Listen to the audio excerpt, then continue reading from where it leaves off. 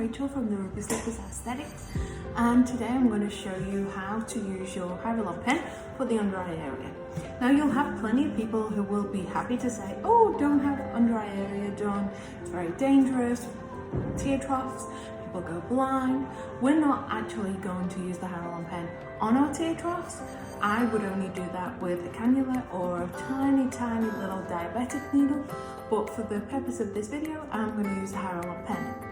Now, when we use the Hyaluronpen, the first thing that you're going to need to do when you have a client come in is be real, be genuine, ask lots of questions about what your client is expecting, and just be sure that they are aware of the results. Now, I do this procedure and I do it over 2 appointments because I think it needs 2 weeks for the first session to settle and for me to see exactly how much product I might need to use the next time.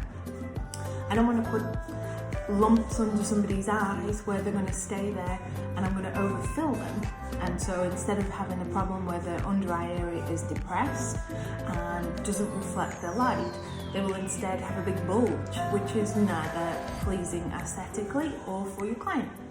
So I do 2 appointments 14 days apart, and I normally price my treatment as a one-time payment, but you come back in 2 weeks for a tiny little top-up. Sometimes you need to do a top-up, sometimes you might not.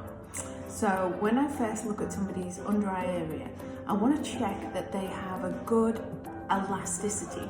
If it's too dry, if it's too crepey, if it's too dehydrated, you'll be able to tell this by when you pinch the under eye area. Just a gentle pinch. We're not going to bruise people, just a tiny little gentle pinch under their eye. And if their eye skin doesn't snap back within 2 to 3 seconds, then really I would recommend a course of microneedling, and then we'll reassess it once we've done that to give our client the best results possible. We need to make sure that the hydration is there because hyaluronic acid loves water. It likes to be hydrated. You can put tiny little bits of hyaluronic acid pretty much everywhere on the face because that's essentially what our skin is made up of. Our skin produces lots and lots of hyaluronic acid when we're young. That's why you'll see babies, teens, up to probably 25-ish, maybe 30, with really taut, bouncy, really hydrated skin. If you think of it in comparison to a grape and a raisin, you can see that one was previously a grape and was nice and plump and bouncy, and then over time they dehydrate and become wrinkled. That's all that happens to our skin when we get older. It's pretty easy. Hyaluronic acid is essential for our collagen building. So the two work hand in hand together. We need to make sure that our client is the right fit for this treatment. So anybody who goes on tanning machines, sunbathes quite a lot, doesn't really drink much water, has a poor diet, doesn't eat leafy green vegetables or fruits, they're not usually going to get the same results as somebody who drinks lots of water, uses sunscreen, stays out of the sun, eats a good balanced diet. That's what we're looking for to give us the longevity in when we do the appointment for how long the treatment actually stays. Everybody's body is different, everybody's metabolism is at a different rate, and different people absorb the hyaluronic acid at different rates. So usually when we say a lasting period of like 3 to 4 months, that's an average. You might get more, you might get less. But when you use the Hyaluronpen, you need to be super gentle in this area.